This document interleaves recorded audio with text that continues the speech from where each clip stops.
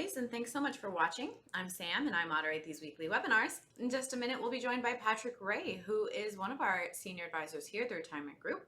With over 150 years of experience here, our advisors have just about seen everything. Luckily for you, Patrick is going to cover the 5 most common mistakes people make within their 401ks to helpfully help you avoid them. Before Patrick comes on, I would like to very quickly remind you that we are not affiliated nor endorsed whatsoever by Verizon. The Retirement Group is a completely independent group of financial advisors. Keep that in mind as you're listening along with Patrick today. After his presentation, I will rejoin Patrick very quickly to ask him some of the questions that came through the Q&A box. Please feel free to stick around if you're interested in listening to those answers. And if you happen to see YouTube cards popping up on your screen as you are watching today, please feel free to give those a quick click. They're going to guide you to several different resources that we offer, one of which may simply be a link to book an appointment with either Patrick himself or one of his colleagues once this video has ended, so take advantage of those. And without further ado, here's Patrick Ray.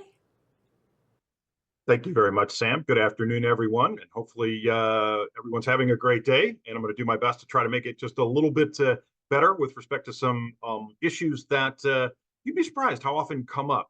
If I had to list out the things that would surprise me as an advisor looking into someone's plan to transition into a successful retirement, this thing that we're going to go over today, among a number of topics, are on top of the list. And it shouldn't be, frankly. And it's if you're doing the right things and you're in touch with the right people, for sure, if you're ultimately leaning on or looking for a partner in retirement, where you develop a strategy to help you avoid these very issues. Okay. So today we're going to talk about 5 of the key mistakes that we see from a 401k perspective. We're going to talk about missing out on the 401k match. We're going to talk about the frequent early withdrawal penalties that I see people incur because of inappropriate planning for the most part.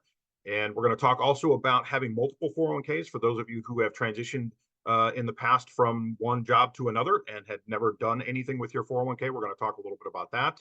We're going to talk specifically about those of you who work for a publicly traded company where the majority of your match oftentimes comes from getting stock in that particular company. We're going to talk a little bit about that.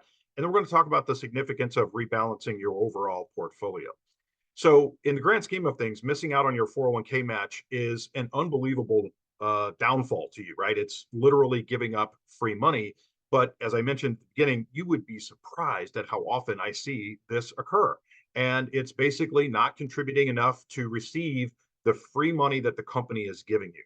So let me make sure I'm clear, or as clear as I can be, which is whatever you have to do to adjust in your life to be able to make up the ability to put the minimum in your 401ks to at least get all of the free money that the company is willing to give you, you absolutely must do that. Let me repeat that. You absolutely 1000% with no equivocations, you must do that, right?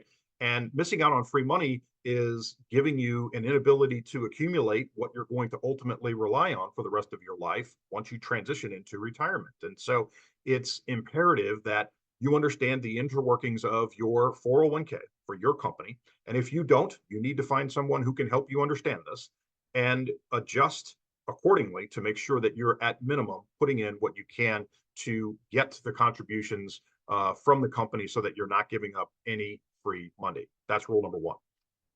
Triggering early withdrawal penalties. This is where some of you may think it's a good idea to take a distribution to pay cash for a car or to pay for a wedding or to pay for a college tuition, as an example. And these are all big no-nos if you can get away with it, because the reality is that there's a mandatory 20% withholding on your withdrawals that you take from your 401k. If you are under 59 and a half, they add a 10% penalty on top of that. So it literally could cost you up to 30% to get access to your own money. And so there are certain circumstances that could be attributable to being able to withdraw money from your 401k and not have these issues. But you need to understand what those are. And there are likely exceptions for things like first-time home buyers.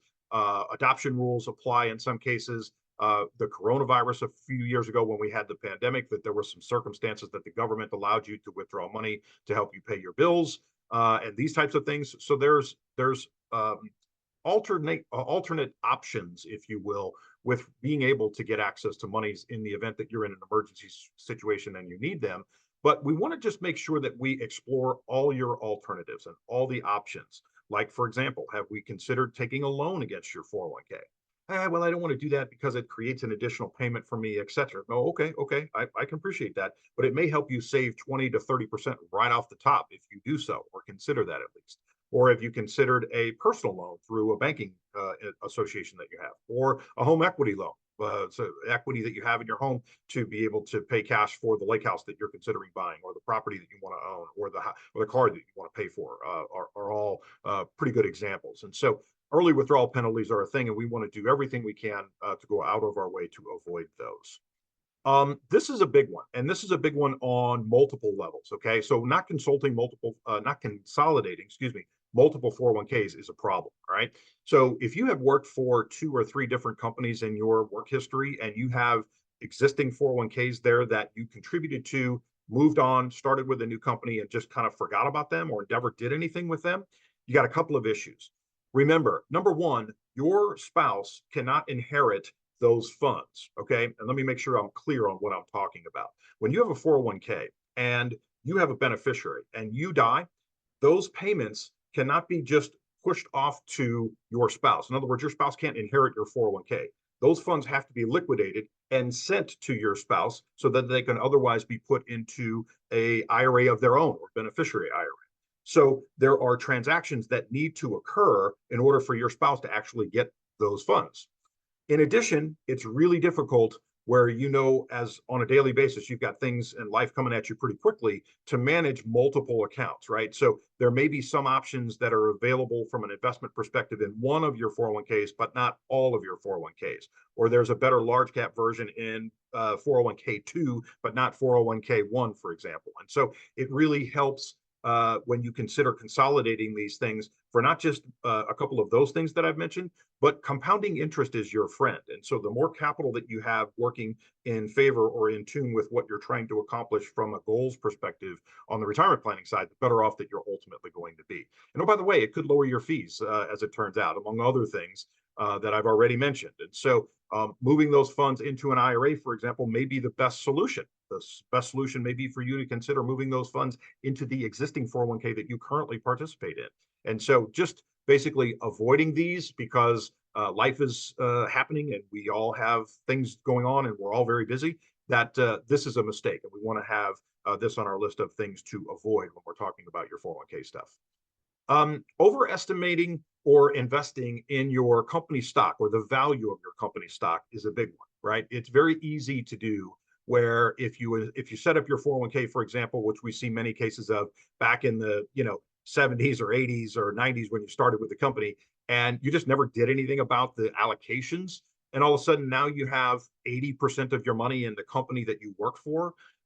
That's a mistake, right? And it's often uncorrelated to what your retirement goals are. Where if I were to ask you on a scale of 1 to 10 how much risk you're willing to assume, you would say, man, somewhere in the middle of the road, maybe like a 6 or maybe a 7, right? But if you have 100% of your money, or close to it, of your 401k in one stock, that's a 10 for the most part from a risk perspective, right? No matter how good or relevant the company that you work for is, that it's not correlated with your retirement goals, which is the point here. And so what we want to make sure that we do is concern ourselves with what our objectives are, what our timelines are, what our goals are, what risk you're comfortable taking, and address and allocate your 401k accordingly. And so limiting your company stock to a certain percentage, sometimes it's anywhere between 5 and 10. Some of you may be comfortable owning 30, 40, maybe even 50% of your money in company stock, because you have other investments inside IRAs or outside the company plan that you can address and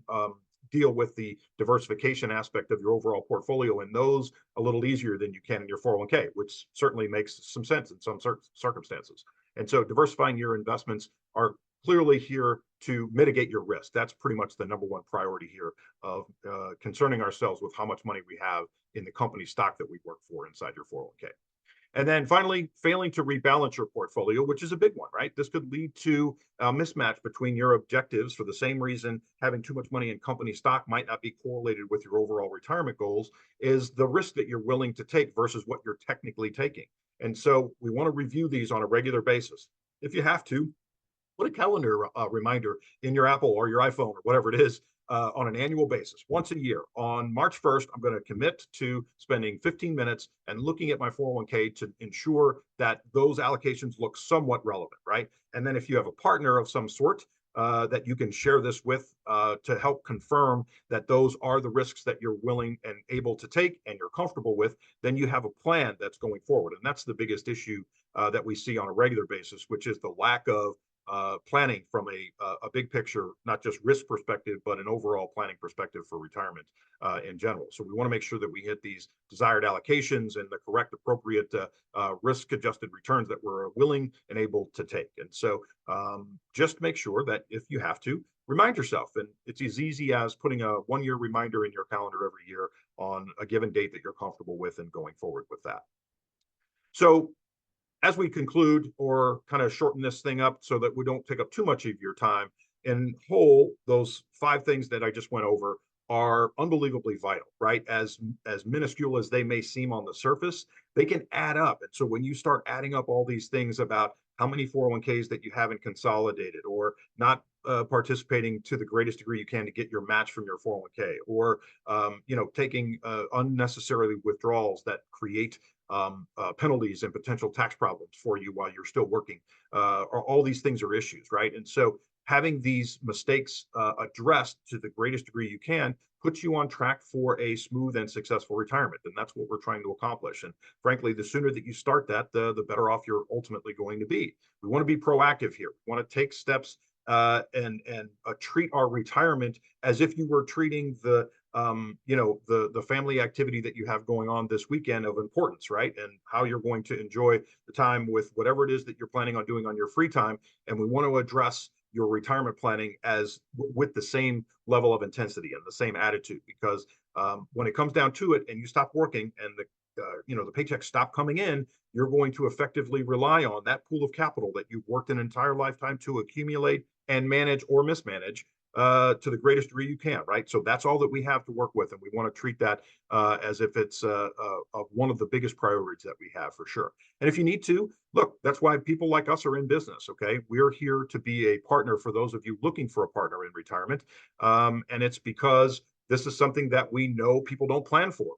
When we see people who are over the age of 50, we know statistically they don't have a written financial plan for their retirement goals. And there's no excuse for that because, frankly, firms like ours use this as a way to introduce our services to you. And so if you're willing to spend some time with us, we're delighted to create a cash flow analysis for you and kind of help you answer some of these questions that might be lingering in the back of your mind on how they play a role in your overall ability to enjoy a successful retirement. And so Sam had mentioned at the beginning the number of years of experience that we have across our team and having offices nationwide to be able to address these savings plan and pension plan and medical plans and things that are relevant to your specific company, right? And so we want to make sure that we offer this cash flow analysis to you in the event that you're open to taking advantage of that. And you can email us to get that going at info@theretirementgroup.com. You can call our 800 number, which is 800-900-5867. If you would like, you can schedule an appointment with myself or any one of my colleagues by taking a picture of this QR code to the left, and it will get you access to a calendar where you can pick a time that works for you for sure. And then if you're not already following us on LinkedIn, I would encourage you to do that. We have a lot of great company-specific updates for a lot of the companies that we're familiar with and helping them with their pensions and their 401ks and health stuff and things of that nature. So if you're not already following us on LinkedIn, I would encourage you to do that. And as a quick kind of review, as I mentioned, this 401k thing is one of the biggest pools of money for the most part you're probably going to have to rely on in retirement. And so the more you pay attention to that, the more attention you give this during your working years and leading up to retirement, the more likely it is you're going to have a smooth transition into and beyond from a retirement perspective. So with that, what I'll do is I'll pass it back to Sam to see if we have any questions before we let you go for the afternoon. Sam? Thanks, Patrick. Yeah, we have just a couple questions. Number one, how can I ensure I'm making the most of my employer's 401k match as I approach retirement? Oh, this is an easy one. Contribute.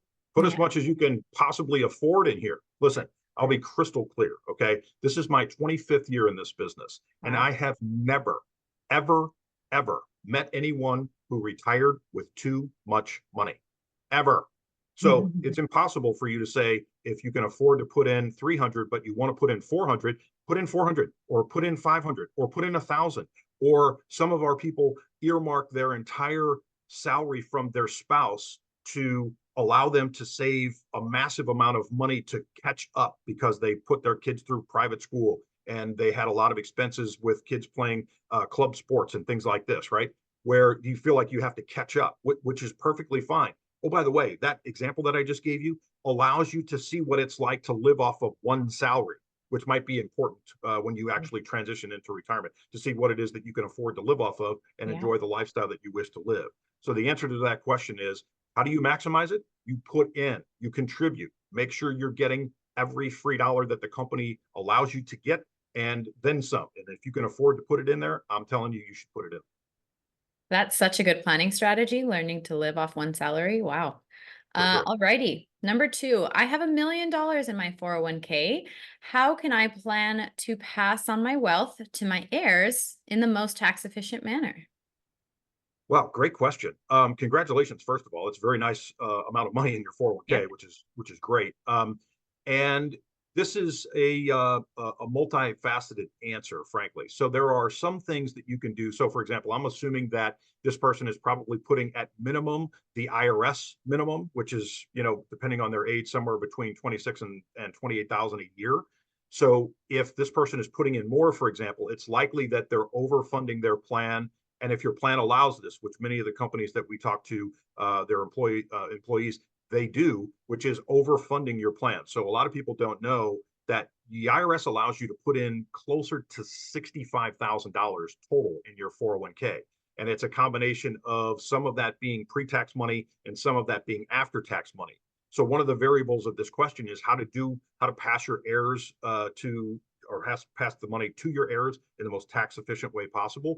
Having this overfunding allows your after tax money to be currently growing taxable, so that if you have money that's growing underneath a qualified plan, those monies that you're earning while it's in that qualified plan are being put on the taxable side. So in other words, when you take the money out, you have to pay income tax on it. But it's likely that your company allows you to withdraw that money, which the IRS allows you to put directly into your Roth IRA, even though some of you are too highly compensated to actually contribute to a Roth IRA. There's no income restrictions to do this. And you can move that after tax money into your Roth IRA. Frankly, the sooner that you do that, the better. We have people who do this every single year. And so that's one huge benefit that you can address to talk about this, tax efficient manner of how to get money to your heirs, because immediately that money's going into a Roth IRA and growing tax free for the rest of your life.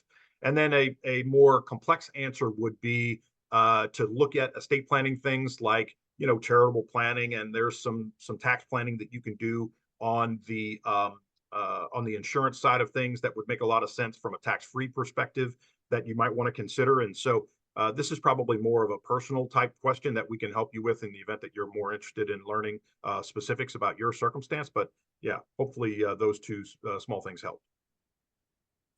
Thank you, Patrick. Alrighty, we're going to do one more. Okay. How can I incorporate healthcare costs into my retirement planning, considering my 401k savings? Mm. Carefully would be my best answer. So we have a cash flow analysis, right? I mentioned this is one of those exercises that we do for someone who's interested in spending some time with us to kind of show them what the roadmap of their financial picture and their retirement may look like. And one of the things that comes up most frequently is what and or how to address healthcare costs, right? Because it's expensive, especially for our people who are leaving in their late 50s and early 60s, and Medicare doesn't become eligible for people until they're age 65, right? So there's this 3 to 5 year window on average that people are responsible to pay their own healthcare costs. Couple of things I would encourage you: one, to run your cash flow analysis with a designed expense to cover just healthcare expenses. And so if you think you're going to pay somewhere between $500 and $700 a month, for example, for healthcare, put into the cash flow you're going to pay 1,000. Okay, so you can see what kind of ramifications that does to your overall net worth when you're in your late 70s and early and late 80s, right? And so that's how you kind of see the financial impact of that over your life expectancy. And then not just related to healthcare, but this could apply to any other expense that we have, right? Because in our eyes, healthcare, of course, as expensive and probably the biggest priority for people to be concerned about. The reality is we have other expenses to deal with also, right? Like it's probably likely that you're going to have to buy a new car when you're retired at some point, maybe once or twice or more. And so that's an expense that we have to cover, right? Maybe you're considering buying a property, a lake house, or somewhere, a vacation home of some sort, and you want to see what that might look like on an added expense over and above what your normal living expenses are. And so Mhm. all these things can be specific line items on the cash flow analysis to show you that we've got these expenses covered plus your normal expenses. And then ultimately, if this were to compound over the next 20 years, this is what it looks like. And that's the significance of having the cash flow analysis done. All righty, Patrick, thank you so much. That was all we had time for today. We want to thank everybody for joining us today. We hope that we will see you again on another webinar. Make an appointment to speak with Patrick and have a good day. Thanks, everybody. Wonderful. Thanks for your Bye, time, everyone. Patrick. Have a great day. Bye bye. Thank you.